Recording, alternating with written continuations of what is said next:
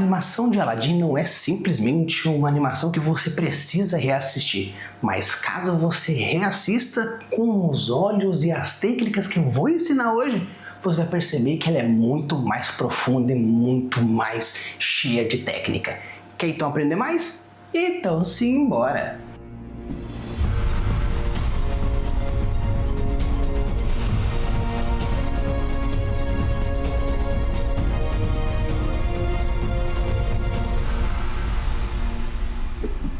Alô, tudo bem? Aqui é o Rafael Campos e hoje eu vou falar um pouco mais sobre essa animação que é o Aladdin. O Aladdin, dentro de todo o aspecto narrativo, personagens e world building, ele tem diversas técnicas diferentes, não apenas na construção, como diversas técnicas na constituição desse universo. De personagem, arquétipos, narrativas, diálogos, motivações. Então aqui nesse episódio eu vou trazer para vocês diversos pontos de vista diferentes e diversas técnicas que foi usada nessa animação, que quando você percebe e você entende a técnica usada, você facilmente consegue repetir dentro do seu universo, dentro da sua narrativa. Então fica até o final se você quiser então aprender técnicas narrativas de world building de personagem, e se você é mestre, com certeza essas dicas serão primorosas. Primeiro eu vou falar sobre os personagens.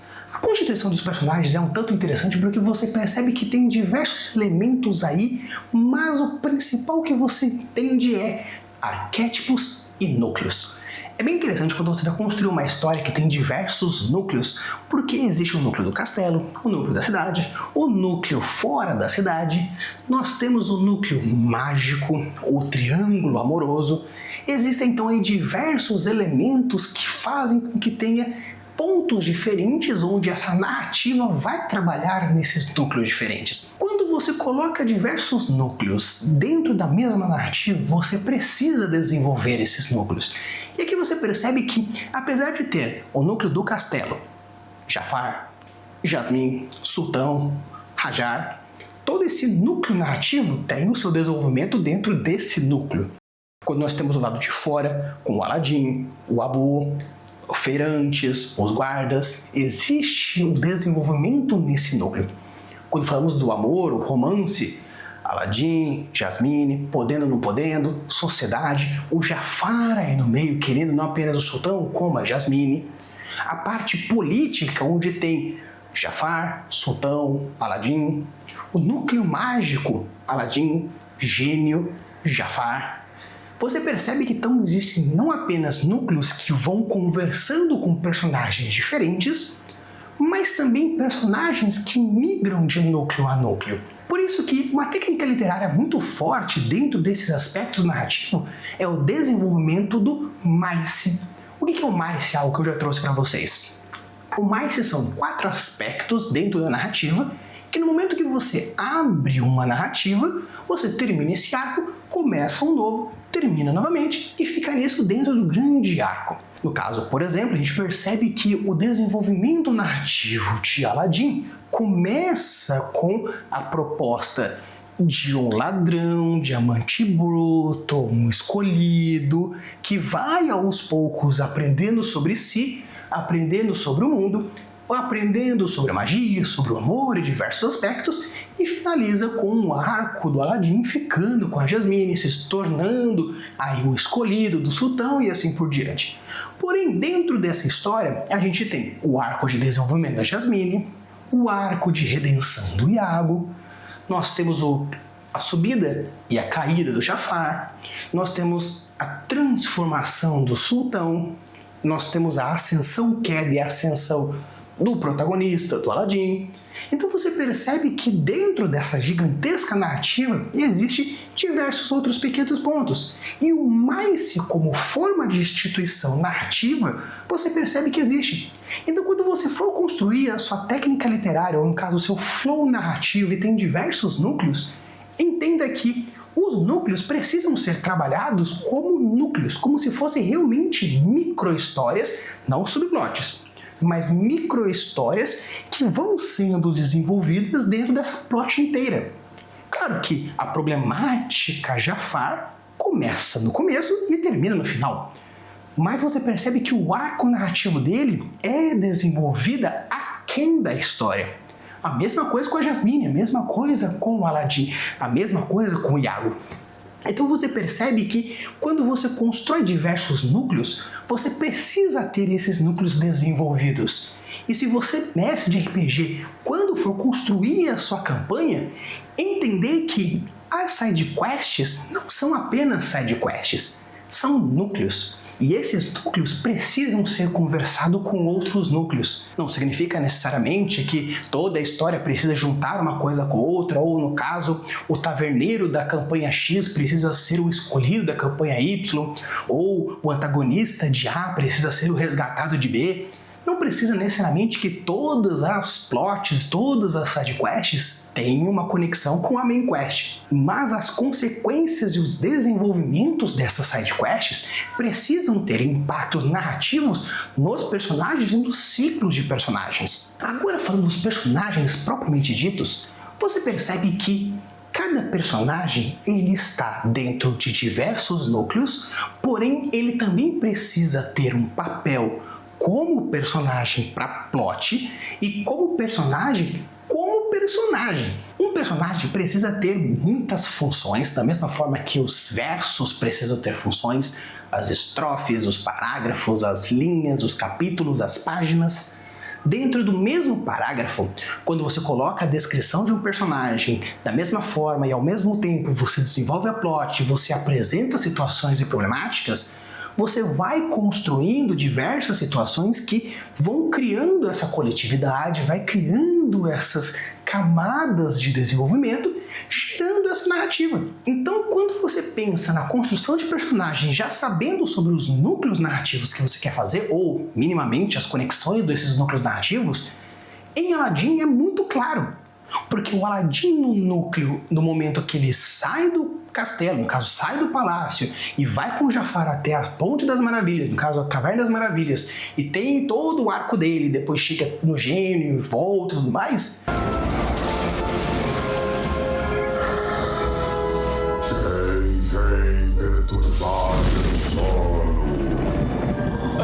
Ele tem uma função diferente nesse núcleo. Uma função diferente no núcleo castelo. Todos vocês ficam aí decidindo o meu futuro. Eu não sou um prêmio a ser disputado. Uma função diferente no núcleo romântico. E é seguro? É, você confia em mim?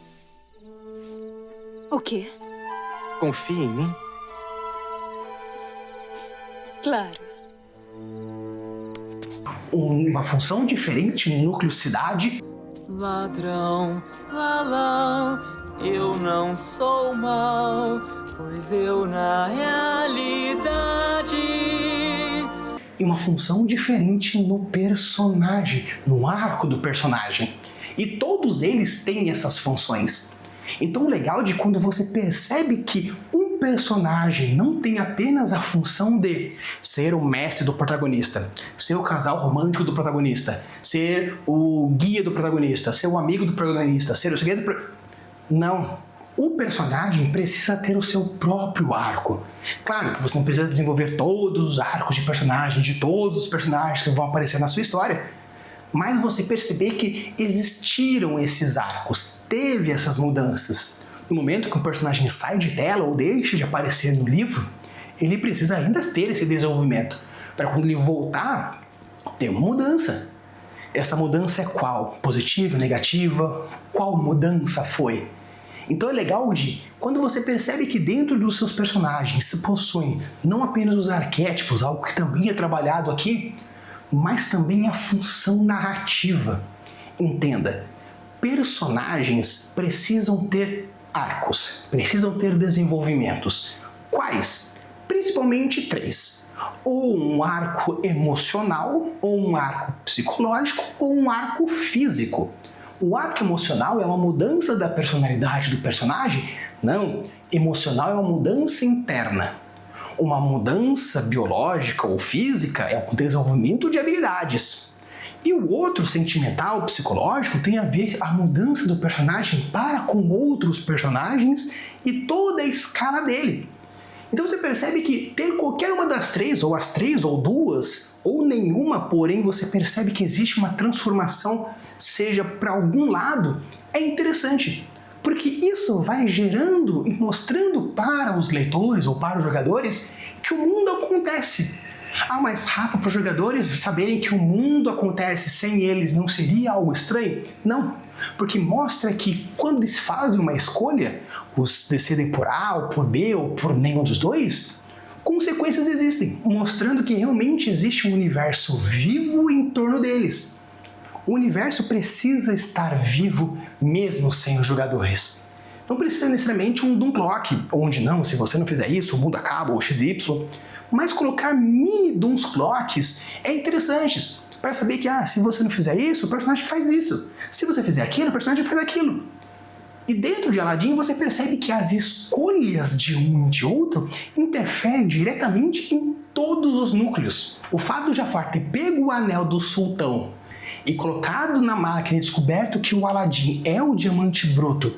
O meu diamante bruto. Que também tem o arco da cidade, onde ele é procurado pelos guardas, e tem o arco romântico, onde a Jasmine vai atrás dele. Toda essa mudança do fato de ter mandado fazer X ou Y, acaba acontecendo coisas. E pelo fato dele ter conseguido, pego isso, ido até a Caverna das Maravilhas, conseguido o gênio, voltado com o príncipe Ali e tudo mais, gera toda essa confluência. Se ele não tivesse, por exemplo, resgatado o Aladdin, ele não teria XY. Talvez ele tivesse que acabar de uma outra forma. Talvez a Jasmine tivesse se tornado uma escrava do Jafar porque não teria o Aladdin na vida dela, porque não teria o gênio. Da mesma forma que se o Aladdin não tivesse toda a personalidade dele, todas as escolhas positivas de conversar com o gênio, entender como ele funciona, das regras, não teria pensado no plano para vencer o Jafar. Você queria ser um gênio. Conseguiu. Mas tem que fazer tudo que ele faz. Se por acaso o sultão permitisse a escolha da Jasmine em outras circunstâncias, talvez não tivesse ido atrás do Aladdin ou tivesse acabado com todas as problemáticas. Por quê? Se o Aladdin não tivesse ido para a Caverna das Maravilhas, porque a Jasmine já teria aceitado o amor dele, já tivesse virado, o Jafar acabaria com ele e não teria mais história. Então você percebe que aqui todos os personagens, dependendo do núcleo que está e das funções que tem, acabam influenciando toda a volta. Então não é só simplesmente micronúcleos funcionando por si só, mas são núcleos que geram interferência narrativa, e isso que é o mais legal. E como escritor você tem que entender que os seus personagens precisam gerar influência na vida dos outros, na história e no universo. Mesma coisa para você, mestre. Os seus jogadores precisam entender e notar que as escolhas deles vão influenciar os personagens. Mas Rafa, será que eu preciso que simples percebam isso? Sim, mesmo que seja um railroad, mostrar que algo pode ser feito ou intensificado ou minimizado devido às ações, aí perfeito, aí vai estar muito claro, mesmo que seja algo mais na surdina, na maciota. Falando agora sobre a construção de personagens. As construções de personagens aí são maravilhosas. A gente tem não apenas a constituição dos arquétipos, não os arquétipos de Jung ou os arquétipos da jornada do herói, mas você percebe que as funções dos personagens são muito bem estabelecidas. Mas Rafa, colocar uma função bem estabelecida não vai gerar uma certa falta de surpresa? Não. Porque aqui a gente está utilizando o gatilho da empatia ou da similaridade, ou até mesmo da aproximação, dependendo de como for feito. Porque entendendo que a Jasmine tem esse papel de não apenas ser o presente, ou no caso o papel de conquista, algo que é trabalhado na história, ela também tem um papel de transformadora, até mesmo de líder, porque ela é a princesa. Ela manda os guardas falarem, soltem ele em nome da princesa. Da mesma forma que o poder dela acaba no momento que tem outro. No caso, quando o sultão ou o primeiro-ministro, que seria o Jafar, ou no caso não o primeiro-ministro, mas sim aquele responsável por ser o conselheiro, né? Então você percebe que aqui existem os papéis que vão sendo utilizados e sendo colocados. Ela tem o papel da dama indefesa? Tem, é bem trabalhado isso. Porém que ela tem o papel de guerreira, de transformadora, aquela que faz. utilizando de todos os atributos intelectuais, emocionais, físicos ao seu escolha. Ela seduz o Jafar para chamar a atenção dele para que o Aladim faça X e Y. Mas da mesma forma, ela utiliza toda a sapiência e toda a inteligência para passar a lorota em cima do Aladim e perceber que o Ali, na verdade, era o Aladim. Da mesma forma que o sultão tem todo esse papel de brincalhão e tudo mais e tal, porém é um pai presente, é um pai que faz tudo pela filha, ou no caso, tudo que é possível, faz isso, faz aquele outro, muda, transforma, não sei o quê, tanto que ela fala, aqui o problema não é a sociedade, mas é a lei que é o problema, então vamos mudar a lei e agora a princesa pode escolher o pretendente que ela quer, indiferentemente da nobreza, indiferentemente do status quo que ela quer.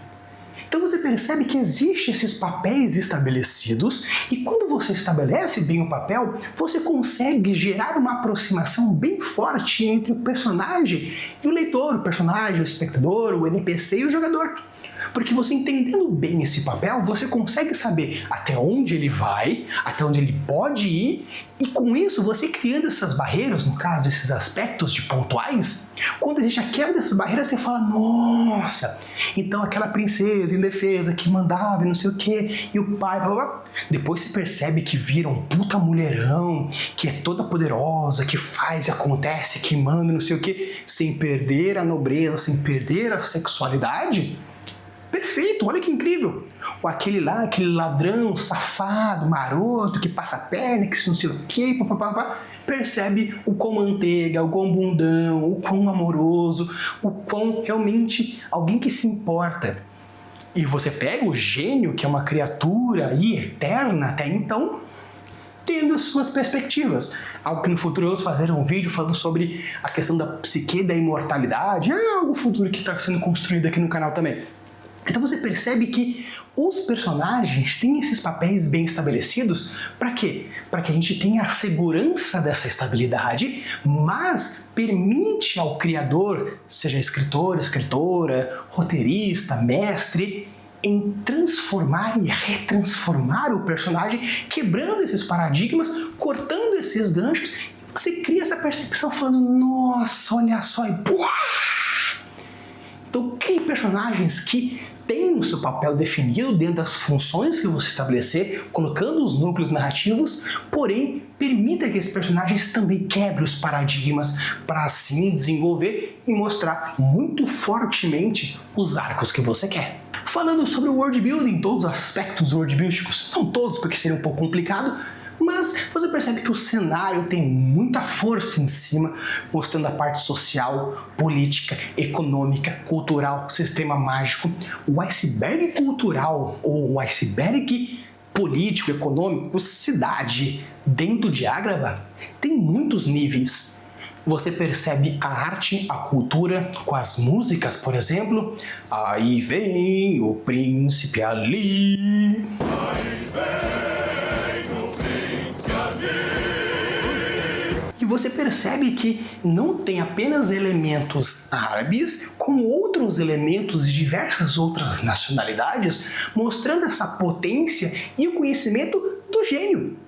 Porque o Aladim nunca viu gorilas, nunca viu pavão, no máximo camelo.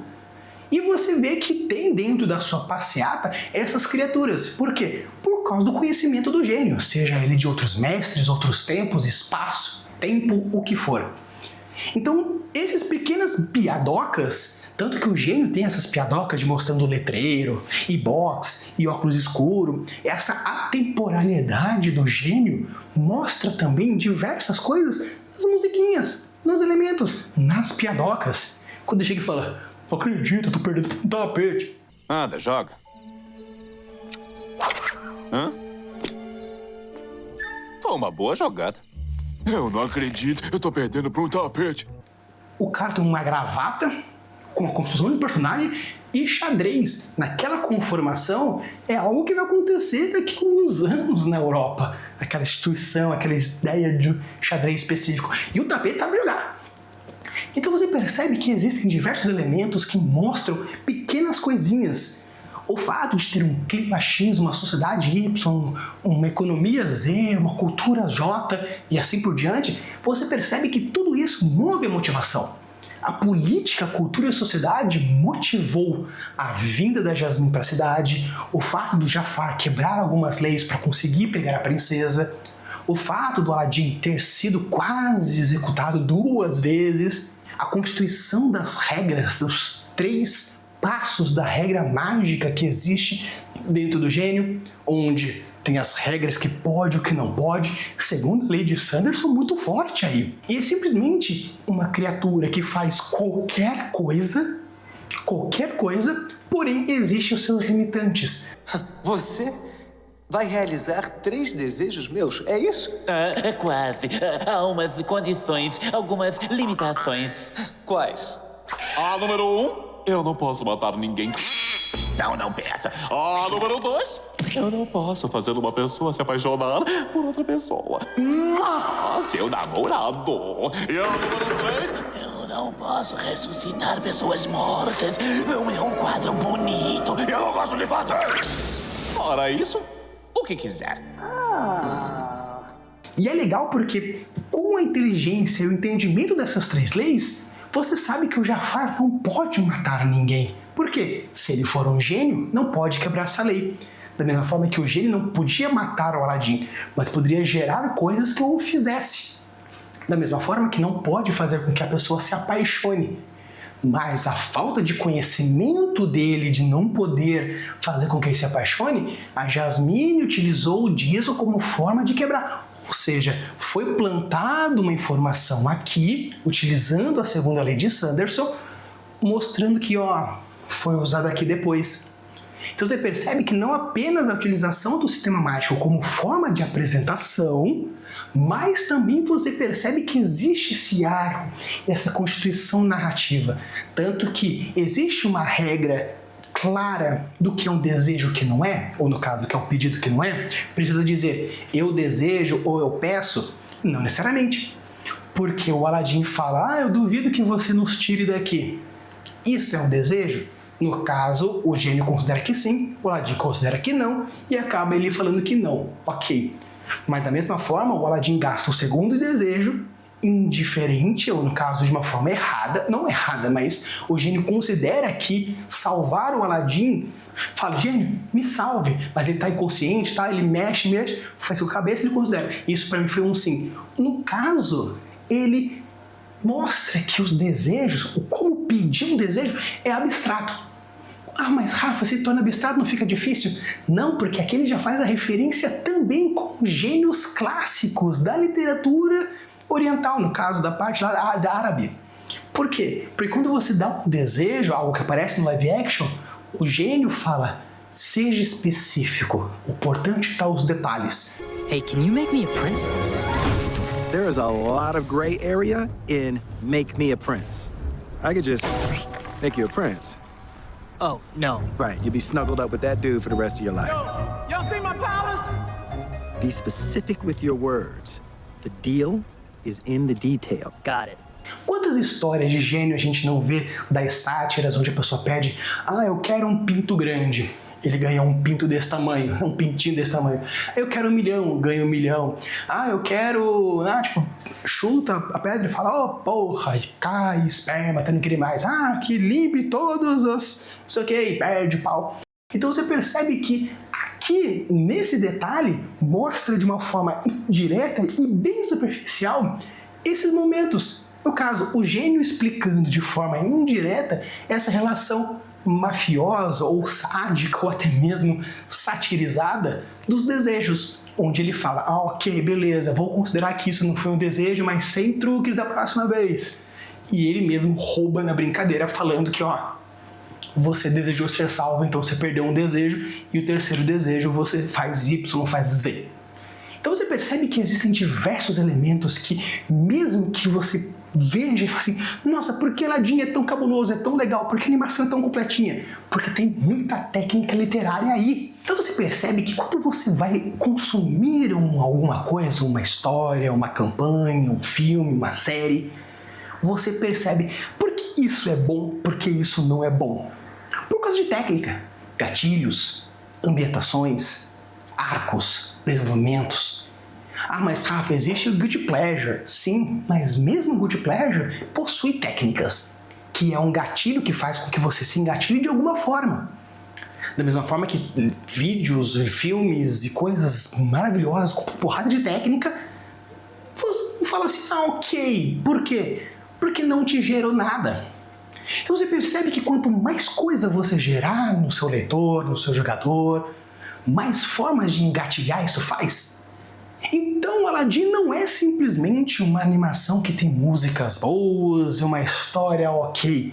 Claro, a história como forma ela é um clássico, até mesmo datado se você for pensar na técnica básica. Nós temos alguém pobre que, devido ao seu escolhido, se tornou alguma coisa e agora é algo. Nós temos a menina rica que se apaixonou pelo pobre. Nós temos o vizir ou conselheiro malvado que quer ter o poder. Nós temos aí o crescimento e o desenvolvimento da hierarquia. Se for pegar os elementos da história, tem muitas histórias que batem isso. Porém, a grande diferença entre um clichê e uma tendência é que o clichê é a história que já foi contada e é contada de novo de qualquer jeito.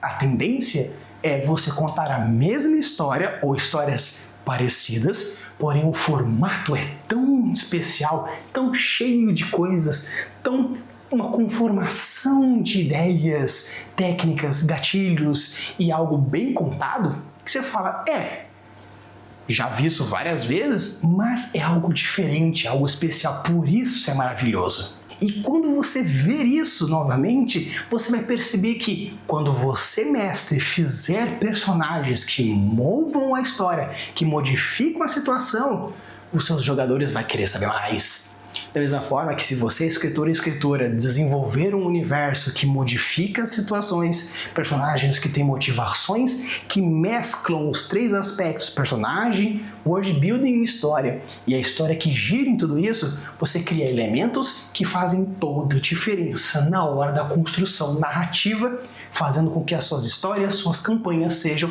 inesquecíveis e, obviamente, muito mais aproveitadas. Então, se você chegou até aqui e aprendeu tudo isso, deixa o seu like, se inscreve no canal. A gente está sempre melhorando para trazer mais conteúdos e mais formas diferentes de pensar, construir e desenvolver.